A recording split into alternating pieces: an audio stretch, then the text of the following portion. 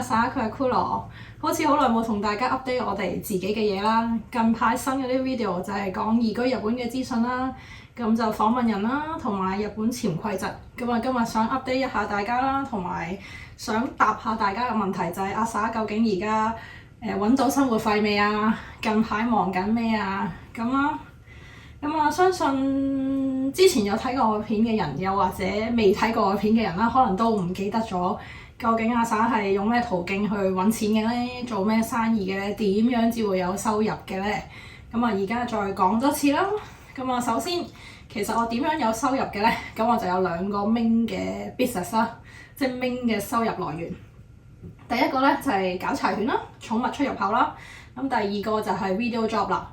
咁啊，呢兩個 job 咧，如果你有睇翻我上年嘅回顧，2023年回顧人生最差嘅一年嗰條片咧，你就會發現你上年0蚊喎，咁所以上年我係完全入不敷出嘅，上年係完全支持唔到我生活費啦，就算呢兩個 main 嘅 job 都好，咁啊，所以冇寵物出入口生意啦，亦都冇 video job，咁啊冇錢。咁而家2024年嘅7月啦，咁究竟2024年嘅上半年，即係1月至6月嘅時候，咁呢兩個 job 係點咧？呢兩個 job 咧係有 job 嘅，多謝多謝各位寵物家人啦、寵物 family 啦、中意柴犬嘅人啦，咁啊揾我哋幫手啦，咁啊亦都多謝 video job 嘅大佬們，咁啊揾我一齊做嘢啦，咁啊揾我幫手啦，咁所以1至6月嘅時候，呢兩個 main 嘅收入來源咧係兩樣都有收入嘅。咁而個收入數字咧係達到我之前嘅7成，所以我嘅本業咧係有收入嘅。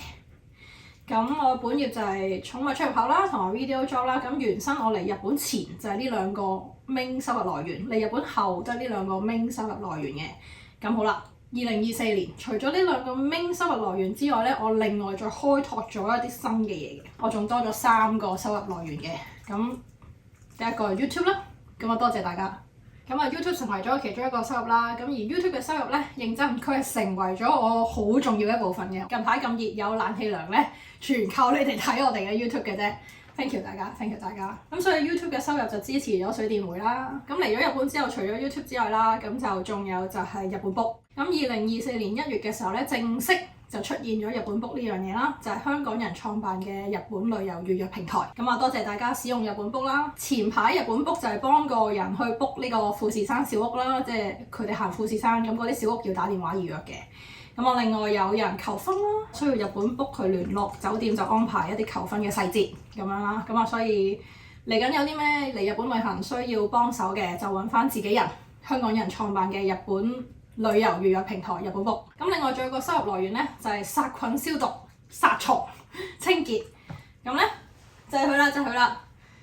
咁咧呢一個咧係日本災區評級使用嘅殺菌消毒，佢係可以用喺寵物身上啦，用喺 BB 身上啦。日本災區咁多菌咧，都係用佢嚟殺菌消毒嘅，完全可以取代酒精啦。咁亦都咁講啦，一般啲商品好難用喺寵物身上或者 BB 身上嘅，而佢係可以啦。即係我咁多年嚟都發現唔到咁好嘅嘢係我嘅失策嚟嘅，我覺得。咁所以啲咁好嘅嘢一定要話俾大家知。咁所以每日啲狗仔出完街啦，屋企清潔啦就要用佢啦。咁佢之外咧，抹地就要用佢啦，就唔係用啲藍威寶啊、迪露啦，用佢抹地啦。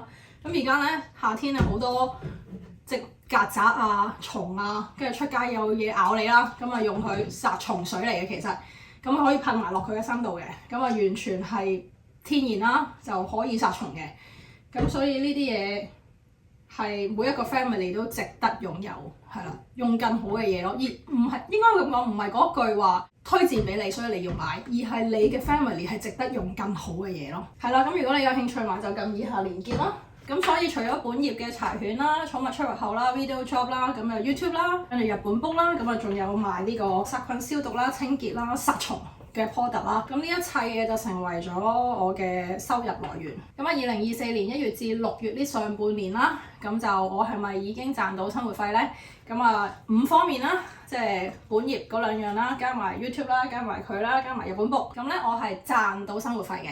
咁即係平均每個月我係冇入不敷出嘅，我係 cover 到我喺日本嘅生活基本開支嘅同時咧，我有少少錢剩嘅。咁我剩嘅錢應該係足夠我去一次日本國內旅行，同埋一次近地啦，可能香港咁嘅國外旅行啦，係啦，香港成為咗旅行咁啊，如果我去2次國內國外旅行咧，應該係夠錢嘅。咁即係話我2024年1月至6月賺嘅錢咧，除咗 cover 到我基本生活開支咧，我有少少錢值。咁呢一個就係我喺日本賺到生活費嘅情況啦。咁好啦，而家2024年7月，由而家開始，我有多一方面嘅嘢啦。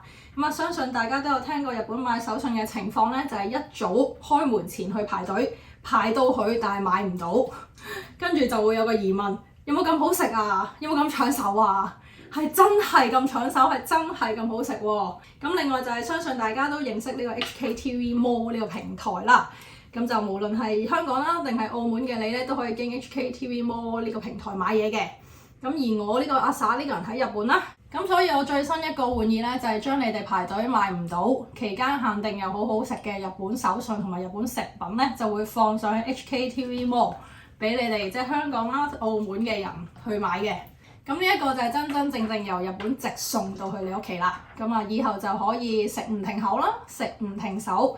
咁啊，7月18號夜晚8點鐘 HKTV Mall 嘅網頁同埋 Apps 咧同步直播，咁我就會做直播㗎啦。咁當晚有個 product 真係期間限定嘅，點樣期間限定法咧？就係2024年嘅7月1號至公開發售，就賣到10月嘅啫，即係7月到10月就會有期間限定發售嘅一個開心果 cream tart。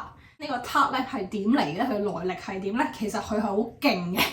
咁佢勁在喺邊咧？就有一個叫做超人氣甜品新星，呢個有網上 copy 跟佢讀嘅超人氣甜品新星，咁就係焦糖布甸塔。而呢個焦糖布甸塔咧喺推出10個月後，10個月時間就已經突破100萬件。咁為咗慶祝呢個驚人嘅成績咧，而呢一間公司咧就做咗7月1號至10月期間限定嘅開心果 cream tart 啦。咁當晚7月18號夜晚8點鐘 HKTV Mall 嘅直播係可以訂購呢一個7月1號到10月嘅期間限定嘅開心果 cream tart，直接由日本寄去你屋企。如果你有興趣買咧，就係撳 HKTV Mall 呢條 link 嘅。而當晚18號晚8點鐘咧，我係會試食俾大家睇嘅，我都未食過。係啦，咁 HKTV Mall 呢個將日本排隊都買唔到嘅手信啦，期間限定嘅手信擺上去 HKTV Mall 俾香港同澳門嘅朋友買呢一件事咧，亦都成為咗我其中一範新嘅收入來源啦。咁仲有最後要講嘅咧，就係我唔係標題黨。今次呢條片嘅標題係錢一鋪清袋。咁以上頭先講嘅所有嘢都好似好順利，好唔錯啦。咁當然我自己讚自己都要講啦，因為我真係好努力咁樣去好努力咯，係啦。咁但係其實而家有嘅所有嘅錢，連我人生嘅一份派息基金，我都已經將裡面嘅錢全部攞晒出嚟。今次係真係傾家蕩產，將所有嘅錢拎晒出嚟，就係為咗貓咖啡。咁啊，我學人喺網上面揾投資者啦，喺 YouTube 揾投資者啦。咁我3-4個月嚟傾咗成可能有40個人。咁啊，最後終於揾到投資者，佢揾到我揾到佢。做生意就係咁噶啦，揾 partner 啊嘛。咁我同佢互相成為咗大家嘅 partner。多謝我嘅 partner。咁嚟緊呢個2024年嘅下半年啦，我終於都開始我嘅夢。喺我嚟日本前，我已經想發展寵物業，咁而家我終於可以發展寵物業啦。咁啊，終於今次都傾家蕩產，出盡全力，使盡晒啲人物，就係為咗令我嘅貓咖啡成功。呢個而家係我最大最重要嘅目標啊！咁啊，多謝曾經同我傾過貓咖啡嘅所有人啦，冇你哋嘅意見想法係冇今日貓咖啡嘅構圖。亦都而當中有一啲人傾完之後，雖然佢冇成為我嘅投資者，但係今日佢知道阿 Sa 呢個夢將要實行，佢用盡佢嘅人脈，借佢嘅力俾我，收我一個好唔合理平嘅價錢，佢想幫我實現我呢個夢。多謝你哋，真係多謝你哋，亦都多謝 YouTube 嘅你哋啦，一直隔空隔住個 mon 係扶住我支持我。嚟緊你哋會被強迫隔住呢個 mon。陪我一齊追夢，咁我開得成貓咖啡真係一定要嚟啦！咁我睇下呢一間聚集咗好多人嘅心血、支持、心機、想法嘅貓咖啡到底係點呢？你哋要過嚟睇下。即係冇咗你哋留言啦，冇咗你哋支持同鼓勵係真係爭好遠嘅。咁我而家終於可以大叫啦，我可以實現夢想啦！咁嚟緊我哋要搬啦，咁會搬去北海道。我嘅貓 cafe 會喺北海道開業嘅，係啦，貓 cafe 喺北海道，咁啊記得嚟玩啦。咁啊如果要揾日本 book，要買消毒殺菌，要買殺蟲水。如果你要買排隊都買唔到嘅手信咧，記得撳以下連結啦。咁我18號8點鐘 HKTV Mall 直播見。而我 YouTube 咧應該就會下次喺北海道拍片俾你哋睇㗎啦。咁下次見。